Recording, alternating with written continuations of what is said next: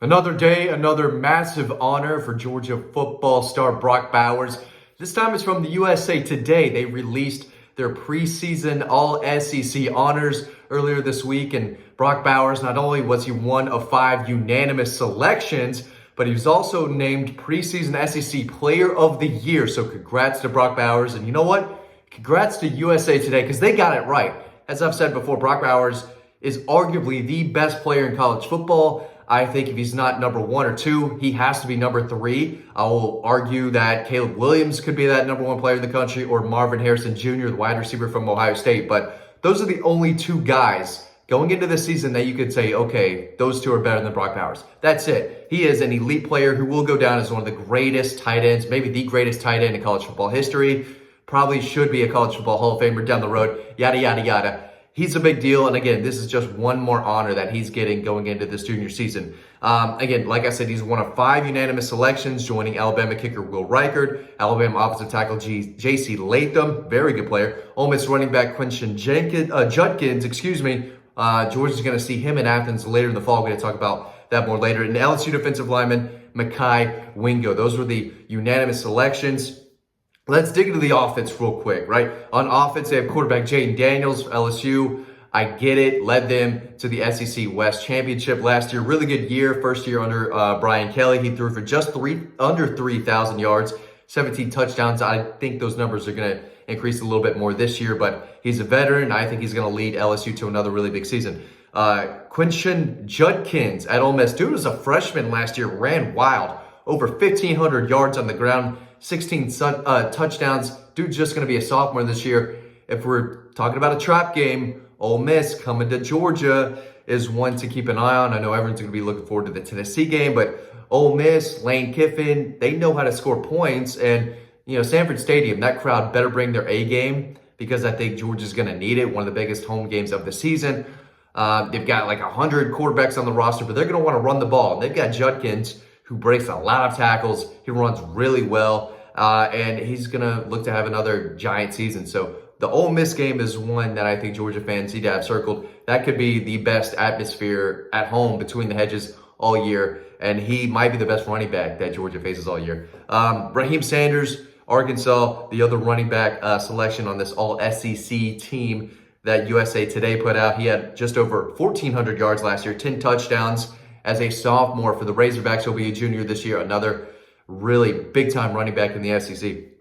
Wide receiver Malik Neighbors, Georgia knows all about him. He had a nice little game in the SEC Championship against the Dogs. He had 72 catches last year for just over 1,000 yards, just 3 touchdowns. I expect him to see the end zone a little bit more this year. Juice Wells of South Carolina. That is a fantastic football player. He is a big deal over there, and they need him to be one of the best wide receivers in the country. They're going to use him a lot. Spencer Rattler is going to go to him quite a bit. They need Juice Wells to be big time this year if they want to, not have a Jekyll and Hyde up and down season that South Carolina always has. He's consistent. He's one of the best wide receivers in the country, and I expect him to have a monster year. Of course, tight end, you have Brock Bowers, 63 catches last year, 942 yards, 7 touchdowns. I believe 3 more on the ground. The guy does everything. He is as talented, as athletic as anyone in the country.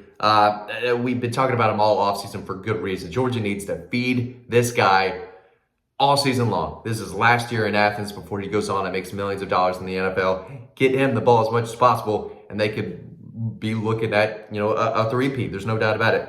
Offensive line, J.C. Latham at Alabama. Offensive line continuing. Cedric Van Pran at Georgia, best center in college football. Him coming back was absolutely massive. He's going to anchor that offensive line, which could be the best in college football for the 3rd year in a row, but it's all behind him. I mean, he is an absolute dog in the middle, whether he's in pass protection or in the run game. He is the anchor to Georgia's offense and the offensive line. He's going to have a massive career in the NFL one day as well, but still at Georgia, big deal. Bo Limmer, Arkansas, was on the made the team on the offensive line. So did Javon Foster at Missouri and Will Campbell at LSU. That wraps up the offensive line. So not a lot of massive big-time names on this list, but there just aren't going into this season. But a lot of these guys are bound for breakout seasons. Of course, you got a couple of young running backs, but Brock Bowers leads that group. Excuse me. Let's talk about defense a little bit. Mekhi Wingo, LSU on the defensive line. Mason Smith, also on the defensive line. He's a guy who could, this time next year, we could be talking about, if he stays healthy, he could be one of the best players in college football this upcoming season. There's a reason Georgia went after him hard. They recruited him at Louisiana. They might have come in second in his recruitment. He was always going to LSU from what we were told, but Georgia made a real push for him. And they said, hey, we're the Georgia Bulldogs. We can go into Louisiana and get a 5-star defensive lineman, or at least we're going to try. They didn't get him, but he is a big, big deal. I expect him to have a monster season for LSU. Excuse me. That's unprofessional. You can't cough in the videos. Michael Williams at Georgia also makes the list. He was just a freshman last year, had 4.5 sacks, long, athletic, will be one of the best defensive linemen in the SEC. I think he's bound for a gigantic sophomore season. Another 5-star for a reason. He's long. He's electric off the snap, can get, after the quarterback as well as any young defender in the SEC and quite possibly in college football. I expect a giant sophomore season from Michael Williams. And then Jaheim Oates at Alabama is the 4th defensive lineman on this list. Again, made by USA Today that came out earlier this week. At linebacker, Harold Perkins, another LSU defender. He is probably their best player on the roster. He's coming off an incredible freshman season last year. The only team to really handle him was Georgia that I saw watching the games. Maybe I'm wrong there, but he's a big, big deal. He's a guy who could go top 3, top 5 in the NFL draft down the road. He still has 2 years at LSU, if I'm not mistaken, but another 5-star. I think he flipped from Texas A&M. I think he's a Texas kid or at least was almost set to go to A&M, and then ended up going to LSU. Massive pickup, and he is the real deal. The hype it's exceeded expectations for Harold Perkins. And like Mason Smith, I think at the end of the season, you could be talking about one of the best players in college football, if he's not one of them already. Jamon Dumas-Johnson at Georgia makes the list as well. 45 tackles, 4 sacks last year from the inside linebacker spot. He's only going to get better with another year being coached up by Glenn Schumann. I expect him to be just a football magnet. Nose for the ball, tackling machine this year for the Georgia Bulldogs, playing next to Small Monday, who should also have a very big year. And then at linebacker, Nathaniel Watson at Mississippi State. Defensive back of the secondary. Georgia's got 2 of them. Let's start Kool-Aid McKinstry, though, at Alabama. Made the list. Of course, people love him. He's another guy who will probably be a first-round pick and a guy that Georgia did recruit, but he was going to Alabama the entire way. Javon Bullard, former 3-star, played better and better as the season went along last year. Everyone remembers the 2 interceptions against TCU, but he had a massive game against Tennessee with 2 sacks. As the year went on, this guy just made play after play after play. Had a big sack against Ohio State and had the hit of the year, clean hit on Marvin Harrison Jr.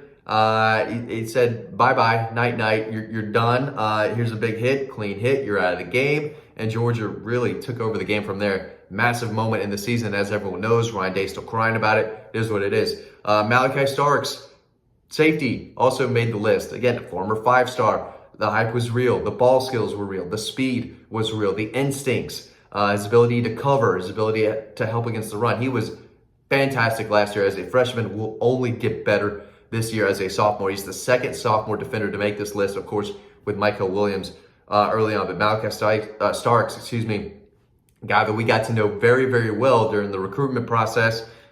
Great family, great kid. He's going to make millions of dollars in the NFL down the road as well. Expect him to have a monster season. And then Dwight McGlothern, defensive back out of Arkansas, a guy that Georgia also recruited. I think they just didn't have room for him, but he took multiple visits to Georgia. He was on their radar, just didn't work out, but he turned out to be a lot better than I think people thought. He was a solid 4-star, but he's turned into a very, very nice player for Arkansas. Listen, you can read all about these guys and more, see pictures on Double Dogs, Dog Struction. Pick up both those books if you haven't already. They're 2 of the best books in the world. Sign up to the newsletter. Media Day was today, so make sure you're on Dawg Post, reading about all the coverage, what Kirby said, what Brock Bowers said, what Cedric Van Pran said. There's a lot going on. You can read all about it on Dawg Post, but got to make sure you are signed up to the newsletter so you don't miss anything. The season is quickly approaching. Fall camp's around the corner. High school football is right around the corner, and then the season is going to start before you know it. So